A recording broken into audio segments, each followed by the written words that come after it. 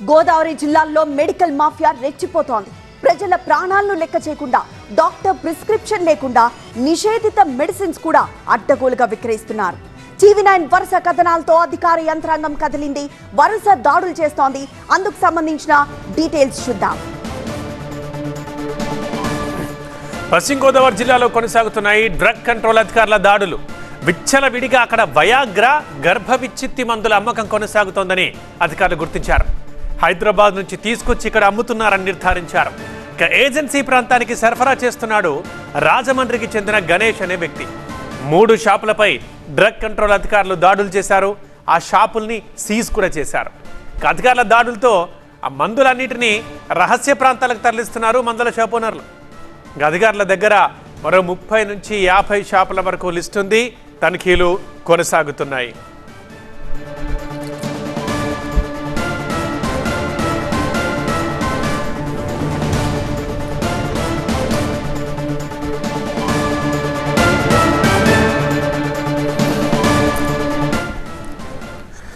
గోదావరి జిల్లాలో అడ్డగోలుగా వయాగ్రాలు, abortion pills విక్రయించే 50 మందుల షాపులేంటి?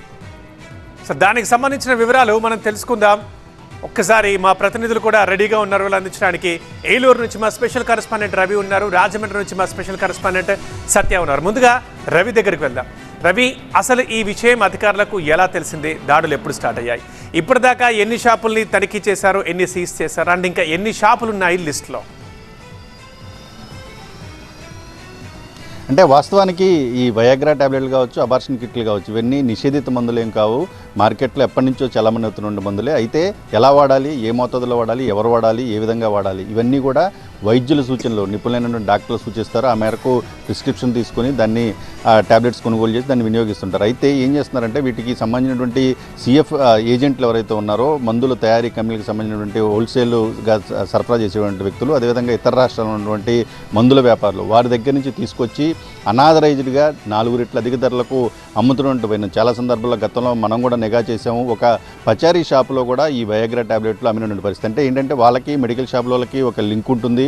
అక్కడ షాపులో కనుక ఉంటే అధికారులు దాడి చేస్తే ఆ పట్టుబడిన సందర్భంలో కేసులు, ఇతర గొడవలు ఉంటాయి. కాబట్టి వేరే ప్లేస్లో వాటిని రహస్యంగా దాచేసి అక్కడి నుంచి వాళ్ళు సేల్ చేసిన పరిస్థితి కనిపిస్తుంది. ఇలాగా కేవలం వీళ్ళు మాత్రమే కాదు, మెడికల్ రిప్రజెంటేటివ్స్ దగ్గర నుంచి కూడా గడిచిన 2 నెలల క్రితం పాలకొల్లు, తణుకులో మెడికల్ రిప్రజెంటేటివ్స్ దగ్గర నుంచి కూడా ఈ వయాగ్రాలు, అబార్షన్ కిట్లు అనాధికారికంగా నిల్వ చేసినవి పట్టుకున్నారు. ఇప్పుడు తాజాగా చూస్తే మాత్రం జనరల్ తనిఖీల్లో భాగంగా వెళ్ళినటువంటి అలీ, డ్రగ్ ఇన్స్పెక్టర్ అలీ జంగారెడ్డి బుట్టాయిగూడెంలో ఒక షాపులో తనిఖీ చేసినప్పుడు అనుమానాస్పదంగా కనిపించినటువంటి వ్యక్తిని బ్యాగ్ని ఓపెన్ చేసి చూస్తే దాంట్లో పెద్ద ఎత్తున కూడా ఈ విధంగా దొరికినటువంటి పరిస్థితి ఉంది. అతని వద్ద ఇంకా సమాచారం సేకరిస్తే అతను అదే రోజు 3 షాపులకి, బుట్టాయిగూడెంలో 2 షాపులు, అదేవిధంగా కొయ్యగూడెంలో ఒక షాపుకు డెలివరీ చేసినట్టు కూడా తెలుస్తున్నారు. అదేవిధంగా అతని దగ్గర ఉన్నటువంటి సమాచారం, అంటే అతను ఎవరెవరితో లావాదేవీలు నడుపుతున్నాడు, ఎవరెవరితో సంబంధాలు కొనసాగించాడు అనేది వివరాలు చేస్తే దాదాపుగా 50 మంది వరకు కూడా మెడికల్ షాపులు ఇటు ఈస్ట్ గోదావరిలోను, ఉమ్మడి పశ్చిమ గోదావరి జిల్లాలో కూడా చాలామందితో మెడికల్ షాపు నిర్వాహకులతోటి వ్యాపార లావాదేవీలు పెట్టుకొని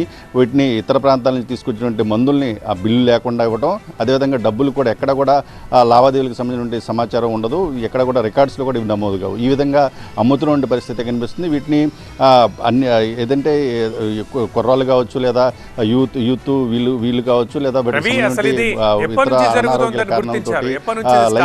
తర్వాత హైదరాబాద్ నుంచి తీసుకొస్తున్నారు అని అంటున్నారు కదా. సో ఇంకా ఎవరైనా కూడా వీరికి వ్యాపారంలో సపోర్ట్ చేస్తున్నారా? అక్కడ లోకల్ వాళ్ళే కాకుండా ఇంకెవరు ఉన్నారా సపోర్ట్ చేసేవాళ్ళు? అంటే ఖచ్చితంగా దీని వెనక పెద్ద మాఫియా ఉందనేది చాలా స్పష్టంగా అయితే అర్థమవుతుంది. ర్యాకెట్ అనేది నడుస్తున్నటువంటి వ్యవహారం అయితే చాలా స్పష్టంగా మనం అర్థం చేసుకోవచ్చు. ఎందుకంటే ఇతను హైదరాబాద్ నుంచి ఎవరి దగ్గర నుంచి తీసుకొచ్చాడనేది కూడా ఇప్పుడు అధికారులు తేల్చాల్సిన అవసరం కనిపిస్తుంది. అక్కడి నుంచి అంటే అక్కడ ఎవరైనా హోల్సేల్ డీలర్లు కావచ్చు, లేదా డిస్ట్రిబ్యూటర్ కావచ్చు, వాళ్ళు కనుక ఈ గణేష్ అనే వ్యక్తికి ఇస్తే, గణేష్ లాంటి వ్యక్తులు ఇంకా చాలామంది కూడా ఉంటారు, అలాంటి వ్యక్తులకు కనుక ఇస్తే అక్కడ ఒక రికార్డ్ మెయింటైన్ చేయాలి. అదేవిధంగా ఇతను ఏ విధంగా డబ్బులు చెల్లించారనేది కూడా ఒక రికార్డ్ మెయింటైన్ చేయాల్సిన అవసరం ఉంటుంది. మెడికల్ షాపులో, రిటైల్ మెడికల్ షాపులో వాళ్ళకు కూడా ఈ మెడికల్ ఈ వీటికి సంబంధించి ఎవరు కొన్నా కూడా ఒక ఆధార్ కార్డు చూపించడం, ప్రిస్క్రిప్షన్ నమోదు చేసుకోవడం, దీనికి కూడా ఒక రికార్డు మెయింటైన్ చేయాలి.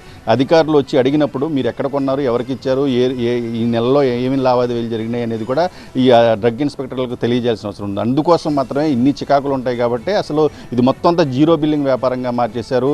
ఈ ఎవరు కూడా అధికారులు వచ్చినప్పుడు ఈ లెక్కలని చెప్పడం, ఈ రికార్డులు మెయింటైన్ చేయడం, ఈ తలపోట్లన్నీ ఎందుకని మొత్తం అంతా కూడా బ్లాక్లో అమ్ముతున్న పరిస్థితి కనిపిస్తుంది. బ్లాక్లోనే కొనుగోలు చేయడం, బ్లాక్లోనే అమ్మటం.